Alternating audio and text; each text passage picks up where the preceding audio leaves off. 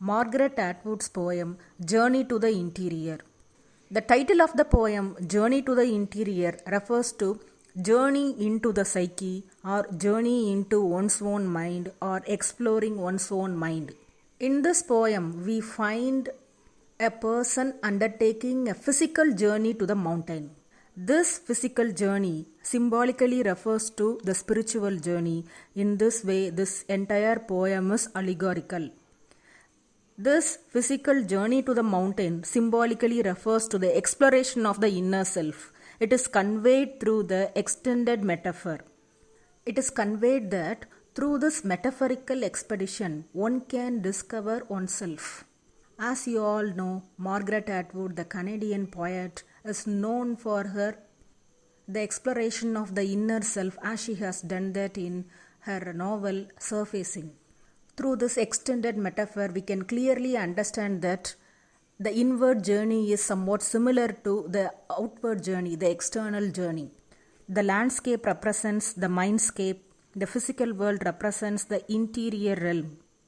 Through this poem, Atwood makes us clear that the human psyche is so mysterious in nature and it has so much depth. This poem can be seen in 3 parts. Part 1 describes the similarities between the external and the interior journey. Second part deals with differences between external and interior journey. And third part deals with the difficulties of the interior journey.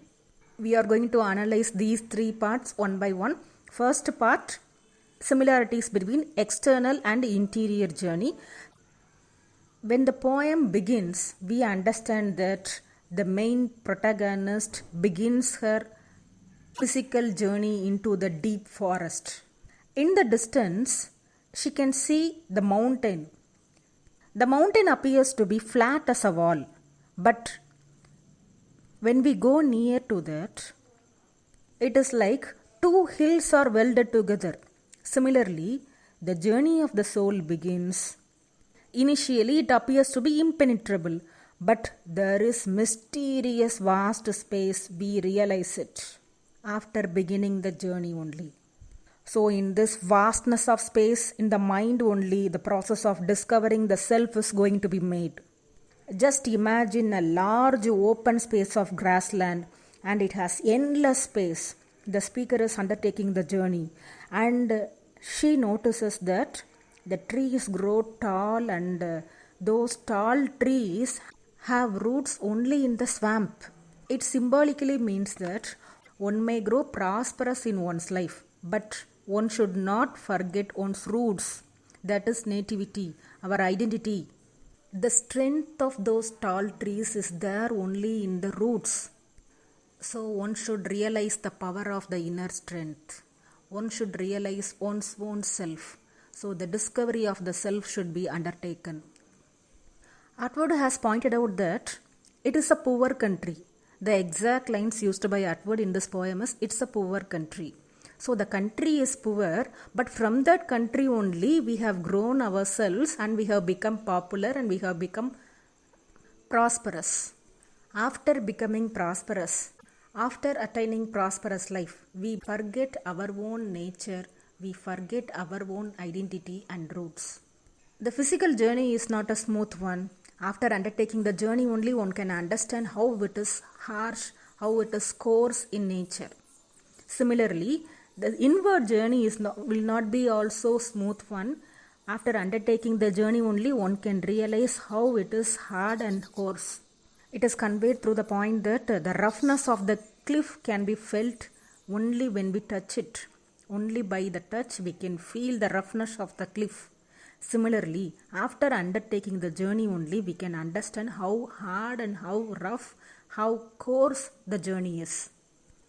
The physical journey is comparatively easier because the movement and location are marked by dots in the map. But the interior journey cannot be measured and cannot be recorded in dots. The interior journey is not an easygoing journey. The traveler has to move not on the flat surface but in the net of air. The path has full of light or full of darkness, and so the destination is not visible. Till you discover yourself, the journey will not end. During the journey itself, you will discover yourself. Journey itself is the destination. Second part, differences between external and interior journey. Already we have seen that there are no reliable charts to undergo journey. Adding to this problem, we have another problem that some distracting things are there in our domestic life. Like shoe under the chair and loosened white mushrooms, that is tender mushrooms, and paring knife in the kitchen table. These references are given just to denote that these are the things that will distract us from our path. Just imagine when we are meditating, a sentence crosses our path and obstructing our path of meditation, our path of discovering ourselves. So such distractions will occur every day. In the same way, in the physical journey also, the traveler realizes that he is not making any progress in his journey, and he thinks that he is walking in circles, that is repeating day-to-day activities only and allowing himself to be distracted. So many people have undergone the journey, but very few people are successfully discovered themselves. Most of the people get lost in their way, in their inner landscape. It is somewhat like a maze.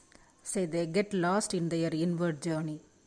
Because of the distractions in the day-to-day activities only, they get lost. And third part, difficulties of the interior journey.